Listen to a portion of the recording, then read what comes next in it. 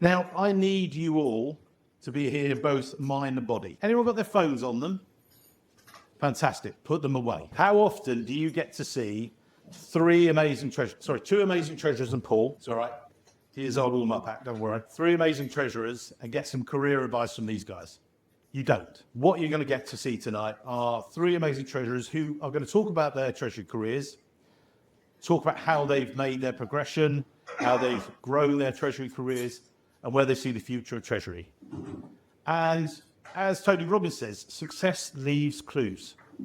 So listen in, ask some questions, and actually take advantage of talking to these treasurers. You are going to get to see them in the bar afterwards, but share some of the knowledge. So a couple of people have asked me, who am I? Why am I here? I'm Mike Richards, as it says here. Exceptionally large head on this. Oh, no, sorry, before I do that, we're going to thank our sponsors. There you go, keep in order. To State Street, can you give your hands up, please? There's the lovely Jackie. She's going to assault you with a notebook unless you take one. But then David will give you some lovely chocolate to take away the bruising. Chatham Financial, where are these? Us lovely spares. Sarah, these guys are buying the drinks later as well. Be nice to them, otherwise they won't buy you a drink. Sandland Software, there you go. So on the back, be nice to him. You won't understand him, it's very posh English. And TIS, where we got you guys.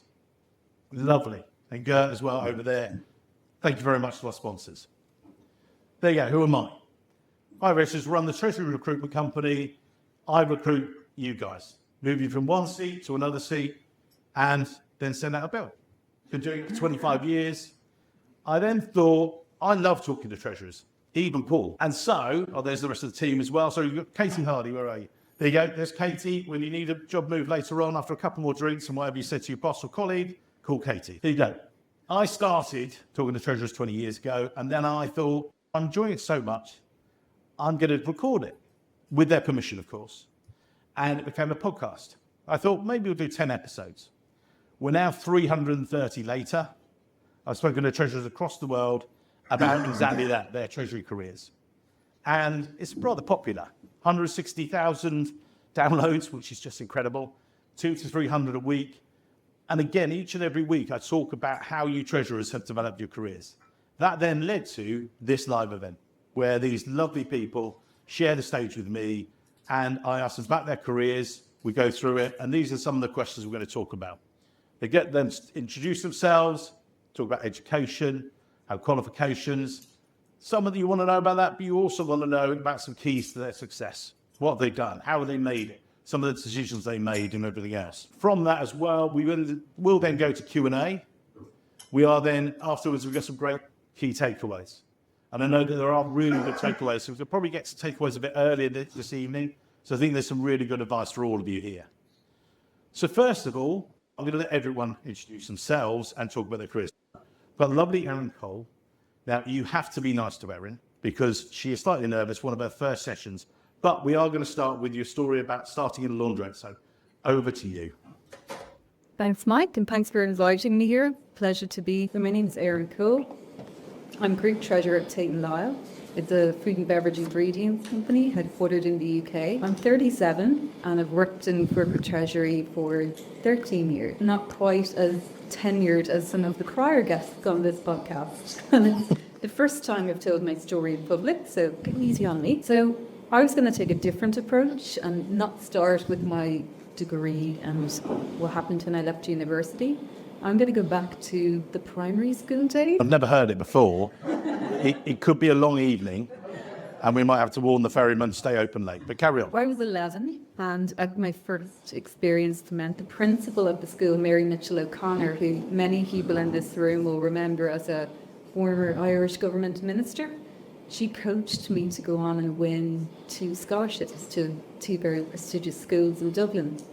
And I was 11 and I had a big decision to choose Beanticket. And posh school was never really on the cards for me, but my parents supported me all the way. Which I think is really where the seed of ambition was planted in me. And I just knew that. That's all right. But that's the way you're developing. But you also then told me about the story in the laundrette. That was one of the key ones that I loved, that you said your first exposure, she was an early foreign exchange. Yes. So when I thought back to my early days, I actually had exposure to treasury, so cash management and FX. My parents always instilled a strong work ethic in me. So I worked since I was 14. And my first job was in the dry cleaners. And I managed the dual transition from Irish funds to euros out of my little cash register. So I had the two sets of notes and coins and my little calculator on the side. And that really was where my first entrance to Treasury started. And I had loads of jobs after that. I worked making breakfast rolls in the local deli, the DIY store where I learned customer service, how to mix paint, how to do a stock take, which I think everyone should learn to do. Everyone should work in public fear when they're younger. And then how did you discover Treasury, or where did it come from? So I went to Trinity College. I studied business and economics, graduated in 2009 when everyone thinks back. Ireland was not a very nice place to be looking for a job.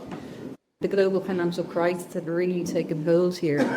And for business grads, really the only options out there were, I never wanted to be in, this is a long story, I'll try and keep it snappy. I was really lucky to secure a place on the advisory team at PwC. They offered me the role, and as quick as they offered it to me, they took it back and paused it for a year. They gave me cash compensation. So I took that, and I booked myself a one-way flight to Bangkok, and I had a great time in Southeast Asia. Traveling around, the world was my oyster, just finished college. Didn't really know what I wanted to do, but I had that PwC role to fall back on. Fast forward 18 months, and I'm back home. I'd had my daughter at 23, my little girl Ezra, and I was solo parenting, a little bit lost, and trying to figure out the next step.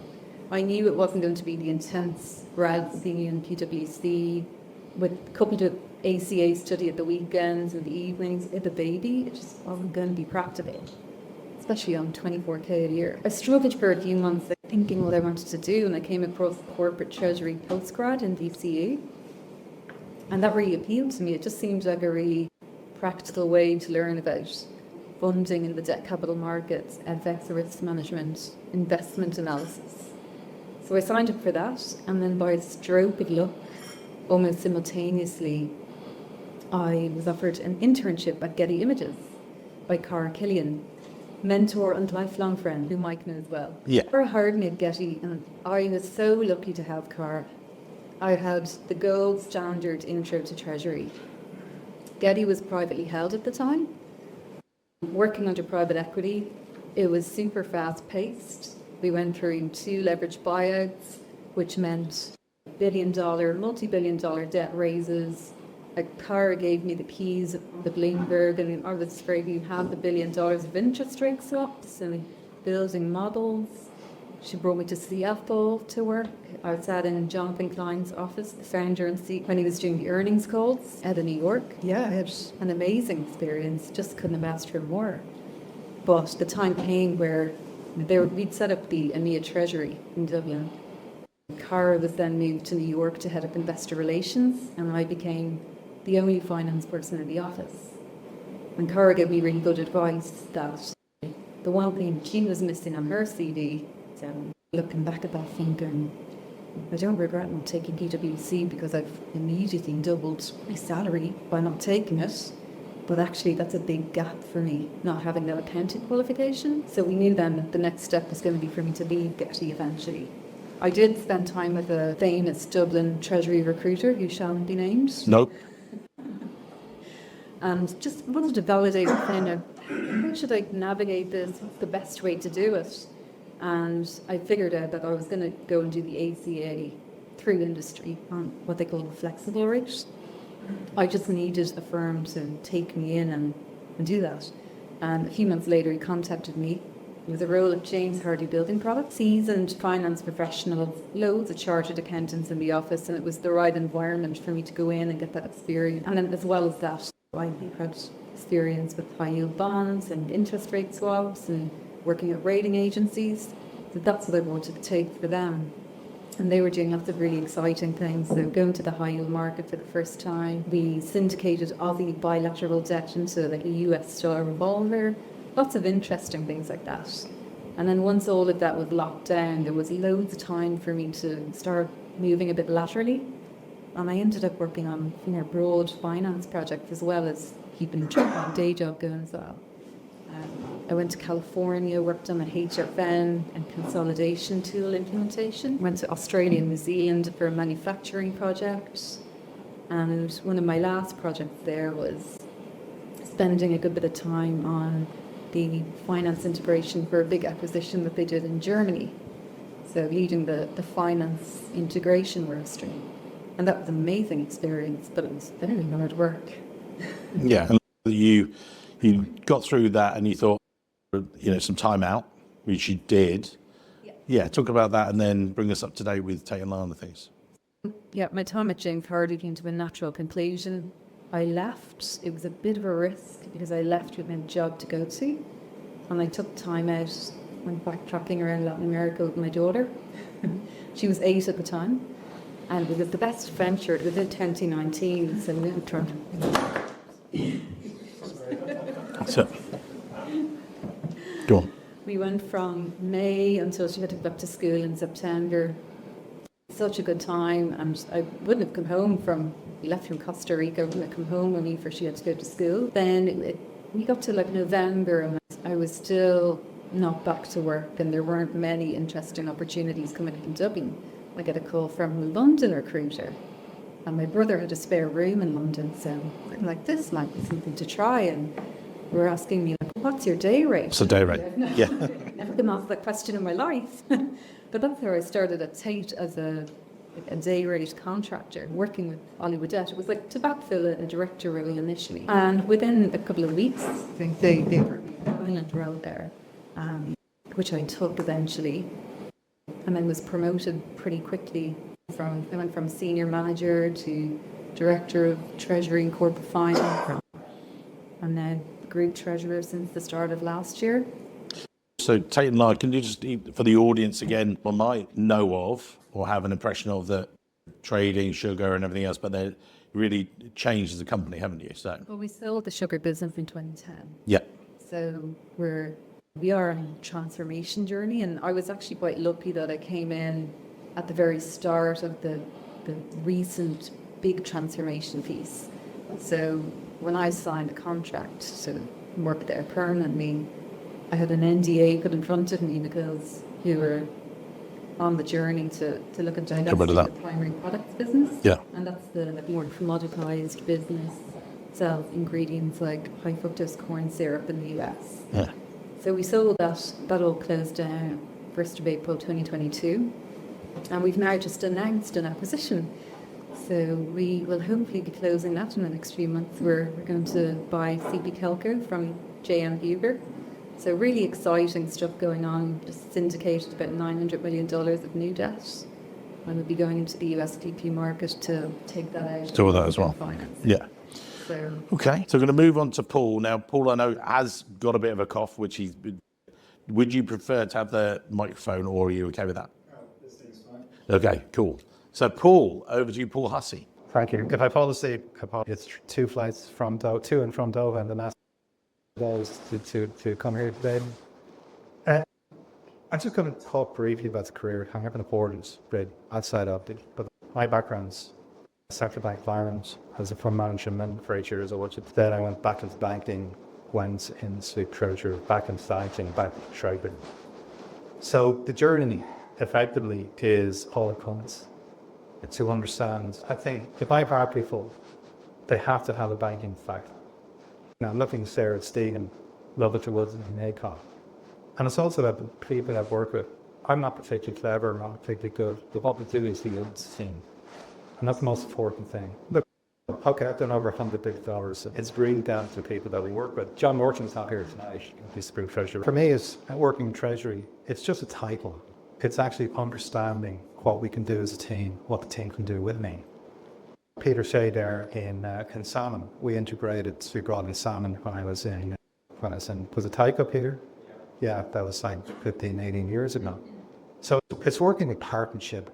Treasury is simple. It's really simple. It's about cash. We can make it as sexy and super detailed as we want, but it's all about cash. Like the last few years, I've been working in this Mike Guppy into Sabic Aramco, the largest, at the time, the largest company in the world. Now they're kind of the largest LNG producing company in the world. But it's all about cash. It's actually understanding where our cash is, the utilization of our cash. If we do a bond issuance or anything difficult, it's not that difficult, it's actually working as a team to understand, actually get the thing done. In short, for me, working in Doha, it's working with the people. The only reason I've got to this level is because working with the Stevens of this world, working with the Johns, working with the John Burfordys as well. We're, as a team, we succeed, and as a team, we fail. And it's very fun. One of the guys who works in Doha sent me this morning about Treasury. What is Treasury? It's a true collection of finance.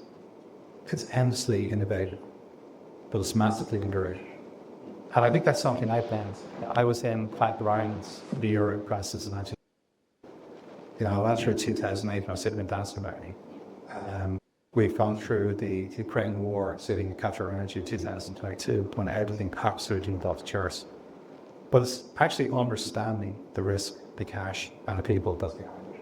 So for me, that's Treasury. Right, we'll also dive into these guys and their education as well, and some other things, elements of how they develop their careers, and we'll come back to some of those. Are you going to pass it across to you? Sure. Hi, I'm Emir Murnane, and I'm SVP Treasury in Smurfitt Westrock, previously Group Treasurer of Smurfitt Capital Group. We very recently did a large merger with one of our competitors to make us the biggest listed paper packaging company in the world. We're now listed on the New York Stock Exchange, our primary listing, S&P 500 eligible, and also their a standard listing in London. I think one thing that I have in common with, I think, the guys up in this stage and some people that we were chatting to earlier is I've yet to meet a treasurer that didn't fall into Treasury, and I was one of those people, and again came from a banking background. So when I left university, a little bit before you, Erin, so I'm not going to say when, but jobs were not easy to come by in Ireland either. And I remember saying to my mum, the one thing I do not want to do is go into banking. That's the one thing I do not want to do. And then I spent probably the next 10 years in banking. And I worked initially, and this will age me, with Bankers Trust, and they moved their back office over to the IFA. Then I worked in Bank of Ireland for a while. I moved to London and worked with Montague Private Equity. They were HSBC Private Equity when I joined them. And during that time, I was doing my accounting exams. My qualification from university was European Studies from UL, and then I did a grad dip in Applied Economics. And I have to say, probably the most useful qualification for me, and the one that got me into Treasury, was accounting, because I decided to move back from London, and I met, and especially if you were with Dansby, you probably knew them well, Paul Regan and Brendan Glynn in Smurfitt Capital were the two people who interviewed me. And I'd come over and I'd done a couple of banking interviews, and then I was meeting these guys in Smurfitt. And I was sitting there thinking, what the hell am I doing here? I've never worked in a corporate. Should I just leave? Or is this going to be really embarrassing? But we got on really well. And I think even Erin talking about mentorship and everyone talking about teams, you learn so much when you work with people like that. Paul and Brendan were legends, I think, in corporate treasury in Dublin. Paul was 30 years group treasurer. Brendan similarly as the assistant treasurer. They were such a great duo. And indeed, when I took over, what made my life very easy is I inherited a fantastic balance sheet from them. Balance sheet I'm inheriting now is a little bit more challenging, but at least I learned from the best in terms of how to work a balance sheet and how to create a good balance sheet. And I think that's really how I got into it, from going to, I'm never working in banking, I think it must be terribly boring, to doing a roundabout into Treasury. And I started off as a Treasury accountant with them, and I did that for about 7 years, and then became the head of Treasury accounting. Before then, when Brendan retired, I took over as assistant treasurer, and then when Paul retired, I took over as group treasurer. And then luckily they decided on me for SVP Treasury when we came together with Westrock. So all three of you, as we've got up on here, had exposure. You've got accounting there, and you've done the same as well. And Paul, you then have teams as well. What advice, because we've got a full mixed audience here. So we've got some who are thinking about studying or partway through. Are you saying everyone needs to be an accountant? Does everyone need to go and do Treasury exams? Or what are your thoughts on, and it's changed and it's evolved since you guys, we'll start with Erin and move across, and then I'll actually pass the baton when we go to some other questions. But Erin, what are your thoughts on education? You've got a team, you've got teams, we were actually talking about this last week, around Poland, and where can they get education? How do you coach them? What are your thoughts? I don't think education trumps experience, but it helps. It gives prospective employers that they converting it into your CV. It shows that you've got commitment and dedication, that you're serious about the career. And I saw a thing on Instagram there yesterday, which I showed my phone. I hope I get this wrong, but it said, if you're lost, the answer is education. If you're educated, the answer is execution. And if you're executing, the answer is efficiency. I thought that was really good because everyone on it just one path, right? So I went back into the accounting exams because I felt like I didn't want to be forcing them going. Why didn't I just take the PwC job when I was 23 and get it out of the way? But that doesn't have to be for everyone. Yeah, there's no one, but also no one can take it away. And that's one of the things when I've talked to employers as well, and they're saying, although they sometimes do get a bit stuck because they're saying, we're encouraging this, but I really like this person, but they don't have the qualifications. What do I do? And I know that, Paul, you and I have talked about things like that in the past. What are your thoughts? I agree with Erin. I think education is bollocks. Basically, it's all about experience. Like, I've one guy working in the and he's a CFA. He's a state of sit back. Really take a sit back weekly. Don't worry, I will be editing this. Not saying the church is the wall kind of thing. If that's really what it is. Agree with Erin. It is experience. The best people I've come across, you saw it, Sal, but you don't solve this. We don't have the PhD. Well, interested in mean anything. It's probably it is experience. One of the guys I work with, that Rob Howard, he's a geography tree. I'm in Bedford, over there. It's further astounding, again, from back. What I said earlier, understand your stuff, understand the team, understand Emir. But we will talk about it later, but Treasury is changing significantly. Because Mike knows that when I was in Sabic, I took Treasury from 76 billion to 24. Having in the world's largest company, so 15 people in Treasury. It's gone now for AI this time, machine learning, so again, can we be talking about that? If I was pushing anything into any education, it's like an editing at the moment. It's Treasury people that have to be data scientists. They have to understand the accounts. It's not about having ACCA or London CA before. It's actually understanding bottom line kind of technology goes from mining that. And the perfect example is the Middle East. That's the way that goes down, it's where Vladic's down, Padman's down.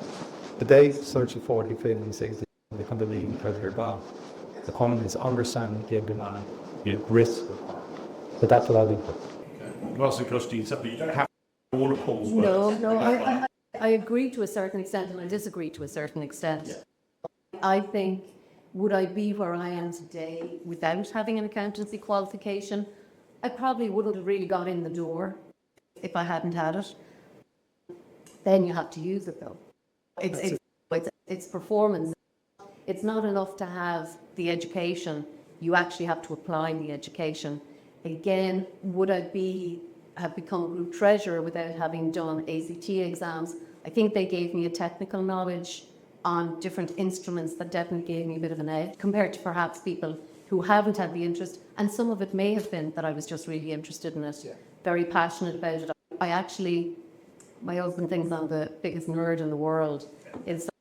I actually really love. He also works in Treasury and he doesn't know what's wrong with it.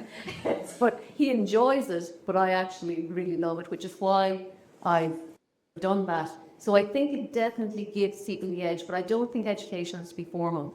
I think there's a whole host of information out there, podcasts. You can just put on your radio, listen to a podcast. 10 minutes, the FT News briefing gives you pretty much in a nutshell what's happening today. There are all these political podcasts, different business podcasts. All of that is the same type of education. So you've actually, I think, more access to knowledge, the type of things that you maybe had to go to university to do before. There's a lot more at our fingertips now. But I do think, I agree It's the application of it is what comes down, because while people mightn't, your guy with geography is his primary degree, he probably is educating himself though all the time on Treasury because he's interested in Treasury, and it doesn't have to be a formal thing. So I think it definitely gives you the edge. It definitely probably gives you that foot in the door, and I think that is still the case. I don't know if it will always be the case because you say it's rapidly changing, but it probably, I would feel, would I be where I am now if I hadn't done continuous education? Probably not. So I do think it certainly helped me. Mike, I'm going to ask you a question. Oh, God. What are you going to hire for in 5 years? What's the person you're going to hire for in 5 years? I think it's going to be either of two things, really. It's either someone who's a Treasury expert, but then, again, we were having the conversation before, because we're going to get onto IT, AI, and everything else, and the rise of that at the moment within Treasury. But everyone's saying, oh, our treasurers, like yourselves, are all going to be replaced by robots. I certainly hope not, because otherwise I'm out of a job. You can just go and create a robot and that's it, you're done. It's not that. Treasurers have always embraced technology, always used it to your advantage and everything else. And I think it's actually helping you get more done with less. As AI is brought in, and it's not just AI, Erin and I were talking about this, it's about the use of data. You guys are great translators. You are talking to, you've got big sets of data. I did one of my sessions earlier this year in New York with Tate&Lyle, the global treasurer of NASDAQ. And they now use machine learning to scrape their daily exposures from NASDAQ. And they keep it controlled and everything else. But what was taking one team member and a couple of team members probably a week to do, now they do in seconds, nanoseconds. And it actually makes their jobs more interesting. That's one of the key things. I think that's being lost in a lot of the stuff that you see in the press and everything else. AI is making your jobs as treasurers easier. It's elevating as well. I think there is going to be an issue that more junior staff, treasury analysts, you are going to maybe look for people from a data science background or something like that. When I've talked to a couple of US clients in particular, one guy, he had a couple of his son's friends and they were saying, oh, I'm going to go and study economics. He went, don't do economics as a major, do a split major with that computer science. And the guy's like, oh, really? I'm not really. He said, just use it for yourself, sort of thing. And I think that's actually one of the questions. We'll come back to the AI bit. What I wanted to get from yourselves, looking back over your careers now, Paul, you've moved internationally. Erin, you've done different moves with different companies. I just wanted to reflect on maybe some of the choices you've made. As I say, what's been key to your success? For you, Paul, you've made moves across the world and just got up and got on the plane, sort of thing. As you said, you've done 3 back-to-back flights to be here. That's why I'm having to buy him drinks later. But that aside, you've been there and you've made different choices even between you. So Paul, we'll start with yourself and then come across, then come back to Erin. What would you say, Paul, with yourself? It's very simple. The CFO. What does he want? What does he want in Treasury? I think it alludes to earlier on when the guys in the double sense of anatomy will not attractive to nipple stairs. I hope I mean that is that, again, if you look at the crises we've gone through, it's only when the CFO wakes up and goes, Christ, here's my cash, funded on duty. And I think we need to get better at actually selling the story as regards what a treasurer actually does. Like, what is the main premise? It's to protect the underlying asset. And I'm not talking about oil wells, or I'm not talking about Helen defense such that I work on. I'm talking about where the cash is, what we do with the cash, how we use loads of cash. Again, it goes back to, it's very simple. Treasury is very simple. We can make it as complex as we want. But in the CFO, and I've worked in a lot of companies, worked from absolutely dire CFOs, but I've worked from some very good CFOs. Yeah. And it comes down to the top, because that the treasurer is only as good as his boss or her boss. And that's actually come out a little bit on the podcast as well. Some people have asked me, what have I observed from some of the more successful treasurers? And I've said, it's not just about management downwards, it's also about management upwards. You know, making your boss look good, sort of thing. Now, you've been very successful. Is that one of the keys to your success, managing upward as well? I'm not sure I've always been great at managing upwards, and indeed I've made as many mistakes as and look, Lady Luck plays a little role in everybody's career success. Luck can be shining on you at certain times and at the right times. One thing I would say is probably, if I look back at the turning point in my career, because I had always, and I think it's a little trap that a lot of us fall into, if I work really hard or diligent, people are going to notice, they're going to tap me on the shoulder and they're going to go, you're great, here you go, I'm going to offer you everything. And it doesn't quite happen like that. I think you have to be a good performer, that's a given. But someone said to me one time, and I thought it was very true, she said, performance plus perception equals promotion. Because you don't have to just be good, you have to have, people need to realise you're good. And a turning point for me was, it was a good few years ago now, and our technical accounting manager, who was a fantastic mentor to me, Paul McFeely, who actually wasn't, I know Paul well. yes, and wasn't a qualified accountant, was probably the best accountant I ever knew. He was, yeah, and his daughter still is. Yeah. So he was a fantastic mentor for me.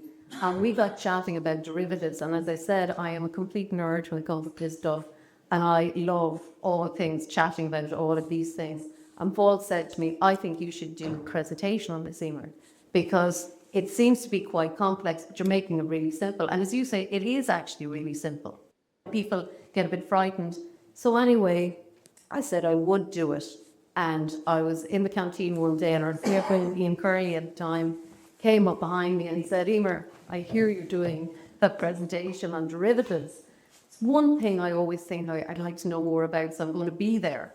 And I will never forget, my stomach hit my heels. I never felt more nervous, but he was there. And when the head of Treasury accounting role came up, I was given that tap on the shoulder to go for it, but it probably wouldn't have happened had people not seen me at the derivatives presentation. There's luck, there's taking a bit of opportunity, and there's also having great people. And our CFO, again, Ken Bowles, again, a fantastic mentor, has come through the organisation, worked in many different roles, and he trusts his people. He trusts that his people are good and do their job well. And I think with every company having gone through so many different crises, the world is almost crisis after crisis, I do think Treasury has raised, I think, itself in terms of profile with the C-suite, with the board of directors, for exactly what you're saying. Where is our cash? Do we have enough cash? Can we get cash? All of these things. And when they can trust that you have the expertise in this, and that they know that's all safeguarded and future liquidity is safeguarded, it goes a very long way to building trust. But as you say, I think it's a combination of things. But if I look overall, it all stems back to that one conversation that I had with Paul McFeely that I think really did just really make a big difference to my career. So much there. Definitely hard work and putting your hands up for doing those presentations or taking on projects that nobody else wants to do. It took us, but also being a little bit entrepreneurial about your career. As treasurers, we're risk managers, we're risk averse, and a lot of they're quite conservative. Knowing when to take the calculated risk with your own career can be very uncomfortable, but I think that's really important to do as well. So we've got some great takeaways and actually a bit more career advice actually from the panel shortly. So I'm going to do that and I want to finish on time. So I'll go to some of the Q&A. So I know that we had 80, you were going to ask them, and to Sean, we were going to get one. That was one we were talking about before. Pass that across. Yeah, and I think it was something you had there as well. That's, the current environment when it was harder than working from home, and I think it goes back to mentorship and keeping the brand conversation there. How were people able to execute that success to build that morale and sense team, but then also ensure that the team is perception is positive. Yeah, and we're talking about hybrid working and Work from home. working from home. How do you keep up your image and go with Emir first of all, and then we'll come back to Erin and then Paul. Yeah, sure. We have a hybrid system inside. It's the core days from 3 days a week, not specific days. It's only 3 days, with then some specific exceptions. we do value the fact that people are in there. I think we might be unusual though as well, because we're in the global head office, so the CFO is in the building, the CEO is often in the building if he's not travelling. So you've all the senior management really in that building, and that's where you do get FaceTime. You know, with a canteen where everyone sits down together, has lunch together. No one, it's not like we did groups go to their own tables, so you could be sitting with the CFO. I don't think you lose that if you're always working from home. But I think we were bringing in flexibility before COVID happened, and then it accelerated, I think, with COVID. So what we find works very well is that hybrid, because those quick conversations that you can have, something where, you know, it's a 2-minute conversation if you pop your head into someone's office, but you can go out of your way to make a Teams call to bring people into it. Sometimes you lose that with complete remote working. It's trying to find that balance, though, of making sure that it is flexible enough for people, that it is flexible, because I think the days of people being just tied to the desk 9 to 5 and presenteeism, I think that you want to get away from that. But what you want is that when people are in the office, they are getting the benefit, especially people who are younger, who are training, who just, especially in an open plan Treasury operations, where people just absorb things just by virtue of being there. I think you can use that at home, but it's trying to make sure that we don't go back to the sort of people have to be present just for the sake of being present, but rather that we try to get the best of both worlds. And I think it's still evolving. I think it's still evolving as a work in progress for people, but it's something we value. Now we have bigger challenges because we now have, I have an Atlantic Treasury team, a Geneva Treasury team, so they're not all going to be in the building. And it is making sure that they get enough face time and even face-to-face time with me. So it's more travel involved for me, but I think it's important that people do get the feeling that they're not, if I'm working from home, I might just seem forgotten about. So I think it's trying to make sure, but it does take a lot more effort. It takes a lot more effort. I did a session last year, actually, in New York Cash Exchange, and there was exactly that point with one of the treasurers, Steve Rosenthal from Broadridge. And he, as they all came back into the office, he loved being back in the office. He said, it's great being in the mall, I've got less distractions. He had a really nice home office. He said, oh, it's just great. And I'd pop up, maybe lunch. I said, going to work was great. But he actually then discovered himself that he was going all the way, training him for 2 hours, closing his door. And then a couple of times he'd come back for lunch, saying, hi guys, and then be straight back in his office. And actually, he realised, and they started to do this sort of 360 feedback with the team, and they said, it's great you're here, but we never see you. Yeah. And you're actually in your office. And they're like, what they did is that, I can't remember the exact title, but it's actually planned intentionality or something like that. And basically what he was talking about is getting the team to come in those 2 or 3 days of actually planning activities together and having water cooler moments, having time together, not just coming in and closing the door. Otherwise, he said, you might as well just stay at home. And that's what they definitely found. I agree. I'm not a fan of closed doors. Sometimes you need to close the door if you're working on something in particular, you're making a call. And I see Andrea there in the audience is part of my team, but we very much have an open door policy, and that is the CFO's door is always open. It's not just, oh, I have my door open, but other people don't. It is very much because, as you say, if I'm sitting there with the door closed and no one gets a chance, or they feel they can't come and chat about something or talk to you about something, it's a bit pointless. There isn't proper teamwork there then. And he wasn't doing it in a deliberate way to close the door and things. He just discovered himself doing this, and it was great when his other senior colleagues were, and the couple of guys that worked for him say, actually, we want to talk to you more. He's like, really? Yeah, but we don't feel we can because you're knee deep in this. And actually, whoa, and he came back from that. And actually now, when they do this, they said, we need to see you in the diary. And it was not like, we need to see you in the diary. It's like, hang on, work together. You know, on Wednesdays, they get together and they have some activities they plan. If they're doing a big project, yeah, some weeks, if they've got a big something happening, they might be in 5 days that week. The following week, say, right, guys, I'll see you in a week. They don't have to do it. They're not rigid with it. But that's one of the things they've planned.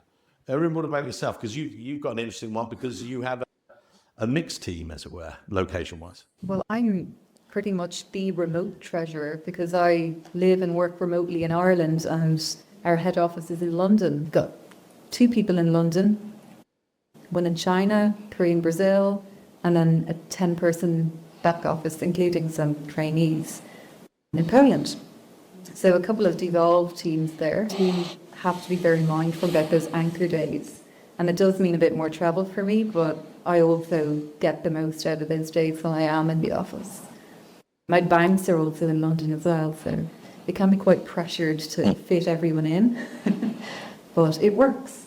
And our office is open plan, so CFO, CEO, they're all walking around, sitting out in the open, which is great. It's got complete exposure to everybody. Board of director will be there. Can you be a bit distracting then at times? Yeah. Paul, you're based in Qatar. You know, what's the sort of... I've no idea what you're talking about. It's totally on-site, whether that's Aramco or that's ADNOC or that's QatarEnergy. To be honest, Mike, I just can't give an opinion of whether it works or it doesn't work because Erin said is that when you're on-site, for anybody who wants to work in the Middle East, just get some advice, it's totally different. It's nothing, absolutely nothing like it plays in Ireland or the UK or nowhere else. To me, I'm talking CEO, like the CEO of QatarEnergy, the CEO of RAFO's at the Minister of Energy is all.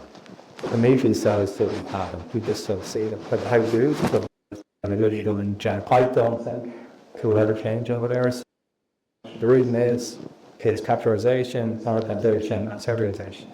My job in factory so they got by Qatari, the same way we say. Will it work? Absolutely not. For example, one of the guys that works for me, Turkey's 30 years of age.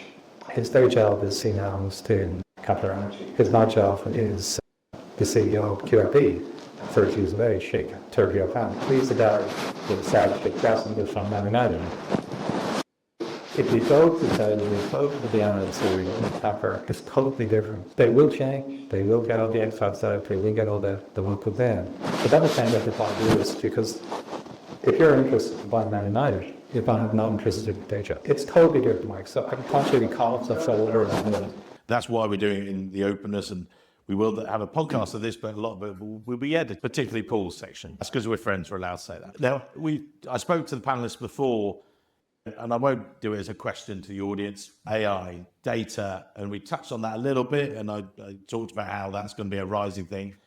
But we were also, Erin and I were talking about it before, and then you, Paul, you've done SAP, you've done all that, and then we'll come to it. So I'll go with my panelists now, just to put it to you, the future of Treasury, and it doesn't have to be data, it doesn't have to be finance, every other session is that, really. But what are your experiences? Because you were just talking about that it's quite different for you guys as well. It probably depends on the business.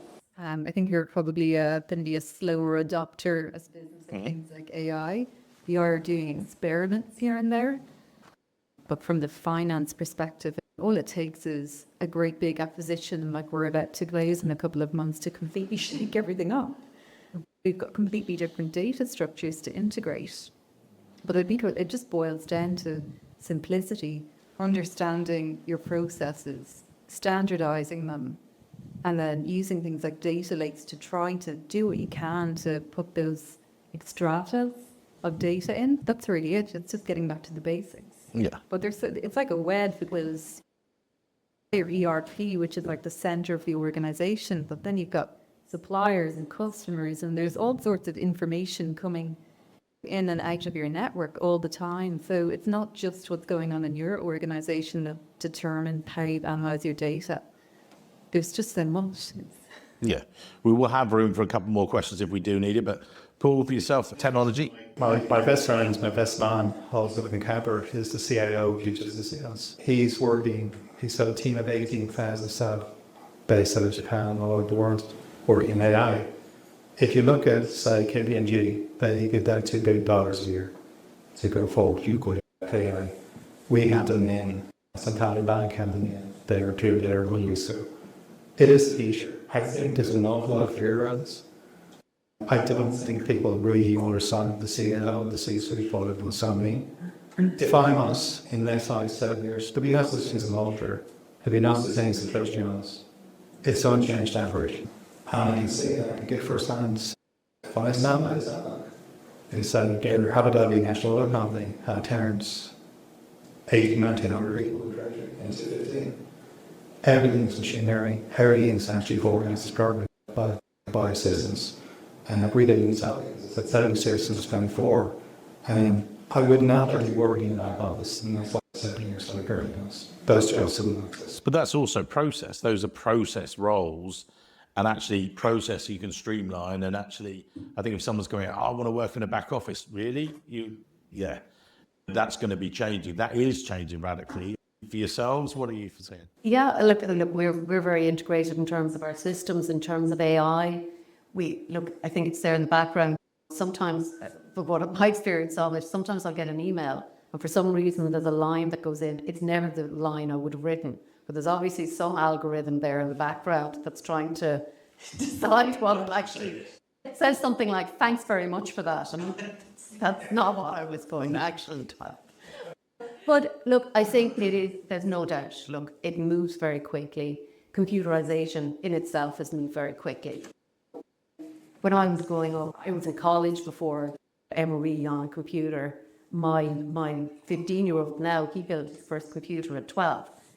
And when I asked him about it, he just said, oh, well, it's all on YouTube now. So it's like his knowledge with computers in that generation is so far ahead of mine. So if AI is coming for me, I think I'd probably end up rolling over because I would not see myself as techie. I think when it comes to strategy, when I think it comes to explaining strategy to people, I think you still need the human being. I think you still need the person who knows, is this a case of rubbish in and rubbish out? So I do think that's still needed. I think the opportunity, is for people who are like Treasury analysts, I think they'll still be there, but their role will probably be different. A lot of their processes will be automated, just so much more is automated now than when I started working. It's a completely different world, but it'll make things more efficient and make work more interesting for people, I think, overall. Yeah. But it's hard to tell right now, just because it is changing so quickly. So if you see me in a few years' time, you can point and go, I told you, you'd be out of a job.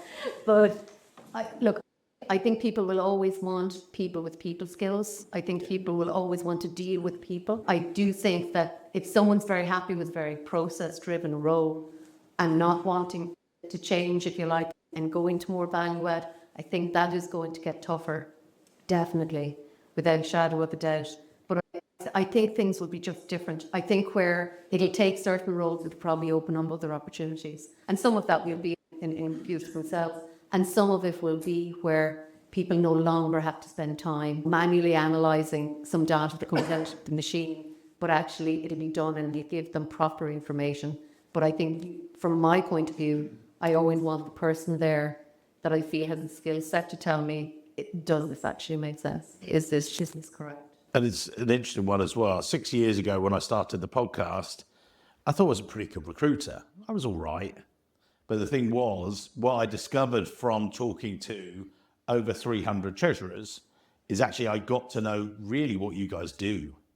And actually then was talking to some very successful treasurers and some treasurers that were okay. And actually what I was discovering with the most successful treasurers, that 20 years ago when I first started in Treasury had let itself be pushed into a corner.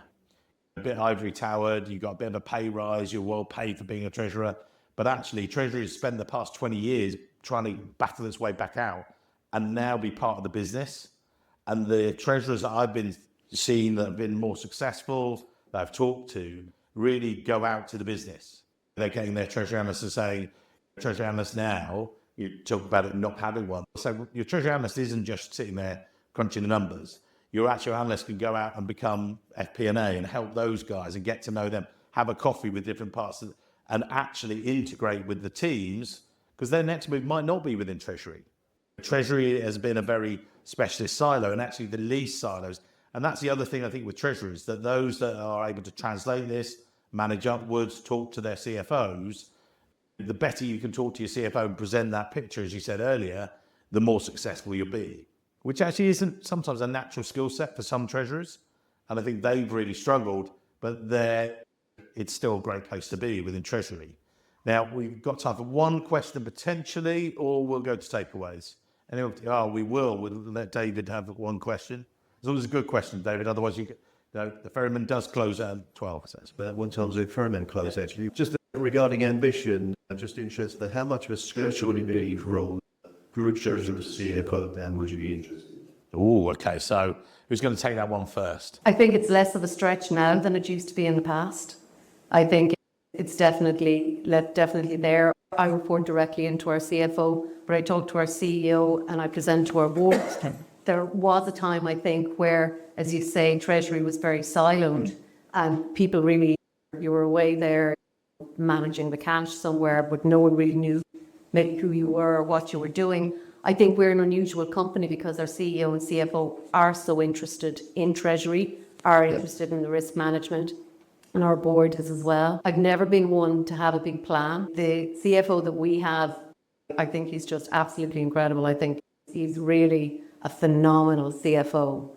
And it's always daunting to fill big boots if you were to go down that route. He's not going anywhere anytime soon, and who knows in the future. Erin, any thoughts? The gap is narrowing and there's so many really strong treasurers out there. Like if you look at Andy Henley's journey at Tesco, he went into the treasurer role without a real treasury background and is very much, I think, on a path to CFO. So for sure, it's a... And I've seen it myself that it never used to be a thing that happened. And in the 6 years, again, and over the 25 plus years, I've seen, and I've re-interviewed now some of the treasurers I had on the podcast. There was a great guy, Sam, who he was the treasurer for Rockefeller Group. He's now the treasurer, now the CFO of a property management, a property company in New York. And he and I caught up about what was the difference. And he said, I knew all this stuff, but I didn't know some of this stuff. And he did it very effectively, but it was a really interesting catch-up call. And I've done it with a couple of others. But when I first started the podcast 6 years ago, there weren't any treasurers moving to CFO. Now it's becoming more a norm rather than the unusual. Oh, wow, how did they do it? Paul, I know you've known a number of people that have made that a bit. Same with the house of the business. Pick up the marketers on site and say, see, love it myself for working in ACON for United Market. The Organ Tyco, but we 3% ours for the Transamatic A2K business and 87% Arvins for the healthcare business. But if you're working in, say, oil and gas, it's totally different. The actual political influence is absolutely massive. And it takes away from the CFO job where if you're working in an operating shop, could really depend on the business. Yeah, I could second some, but certainly oil and gas, no. And the skills of life campus. Okay. We try and keep to time because there are free drinks. Thank you very much, sponsors.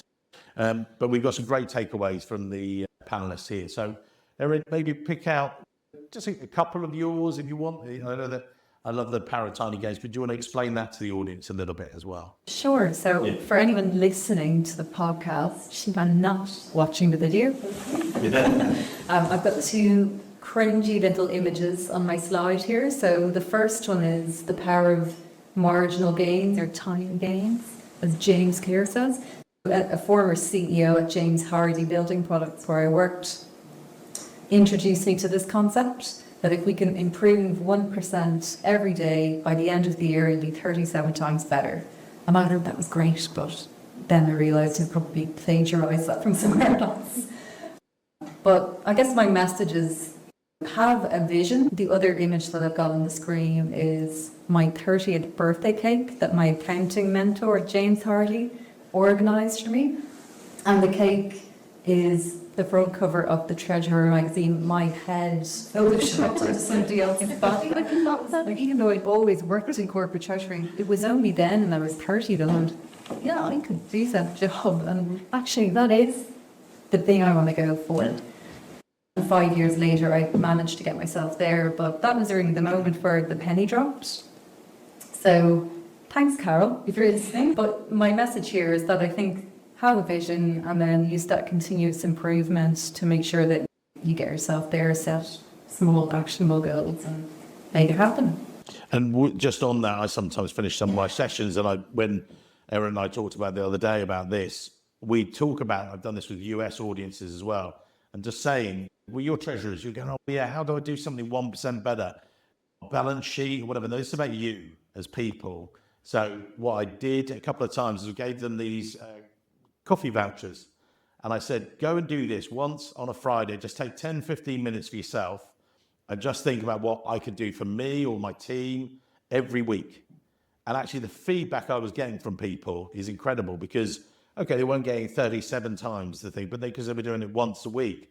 But actually they were saying 52 times iterations was amazing and actually making a difference. Some of them were doing a health thing, some of them they were getting off the bus a bit earlier, so all different things and the variety of them. So maybe just have a think about that. And we'll talk about that in more over drinks. I have one less drink tonight, or one more, I know. But we're going to come back to Paul. So Paul, maybe pick up a couple of yours. You maybe you can see you on the back.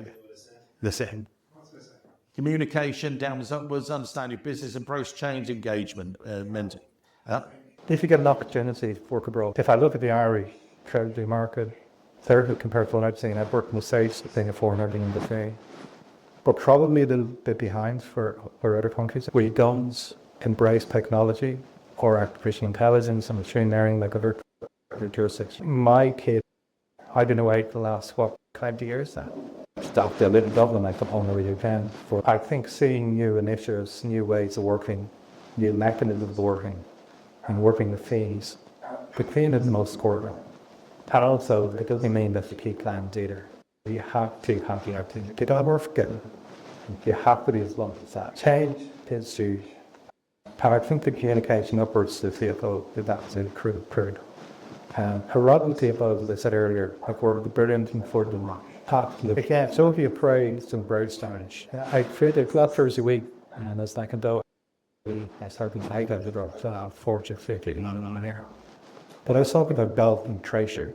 What's the difference in Sneed, Hogan, Blair, Palmer, Nicholas, Kafka, Rory? What's their big? They're big to do this. And we in Treasury have to be the best. We have to bring the best out of the team. We have to have that goal. We have to have that burning desire. It's not for everybody. And if it doesn't work for some of your team, you just hit them on. Because you have the passengers now. The way Treasury is going, and as I said in my, I said previously, my 40 guys, I found 5 years, so that's 7 people. Because, again, efficiency, process, technology, full takeoff. Emir, for you.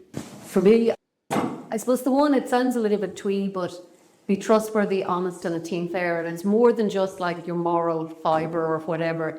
It's really be the person people can depend on. If they can depend on you, to be honest. I think being a team player, if you're not easy to work with, you can be all these other things and do all of these other things. But if people don't want to work with you, it's going to be very difficult to actually really make a successful career. So I think that's one. And I think knowing the value of your internal network, because we talk a lot about external networks, and external networks are great, but I think you always have to remember that you and your colleagues know more about your company, its risks, its opportunities, and that's talking to your people in your operations, getting all of that knowledge, having that communication, because sometimes I think we maybe don't value our internal network as much, and it's an extremely powerful and important network to have, because I'll come to things with a treasury hat, but I'm not seeing on the ground what's happening in the operations. So we need, and they will be by nature much more risk-taking, and that may not always be appropriate either. So I think it's making sure that internal network is really leveraged as well as your external networks. Okay, so mine, first of all, here today. It would have been easier for you guys not to come in today. It would have been easier for you straight after work to head home and everything else, but you have made the effort to do this. So actually maybe take some, number one, reflect on it. It will be on the podcast later, so do take some action from it as well. Working remotely, connections. This is one of the reasons we joke about heading off to the pub afterwards and everything else, but there's a serious part of that is actually you as treasurers are sociable people. So you will gain some more from your network. That's why we're doing it as well. Maybe if you are meeting someone this evening, Chris Bolton, who is one of the treasurers, now CFO, prior Cashman will be next week. one of the days he told me about his networking tips, and I wish I could take it, but I have to give him credit for it. And what it was, now, okay, a lot of you know each other, but sometimes you'll meet someone this evening you don't know. And what he said was that he would meet someone, and this could be this event, it could be a Eurofinance, it could be some of the other events, and he would meet someone, and he began a conversation, and then someone else would come along, and they say, oh, sorry, can you give me a second? And he would just take a note about that person. Just take her, daughter's going off to university, she's going to this, and he would then make a personal connection afterwards. And he's made 3 moves now, I think it is, in his career, not through me, I've had words with him, but actually he's got these through his network. Because people have come to him and said, oh, we'd like you to come and be, now he's a CFO, now he's actually COO, I think it is. Because he said, I'm not looking for another job. He said, no, we know. But we know that you are the right person because your network has told us this. It does the work for you. And then, again, follow up with everyone. So, guys, amazing. Thank you very much for making the effort, getting out of your remote offices. We have got the sponsorship, which does pay for the free bar. So do make the most of it. But before that, get these wonderful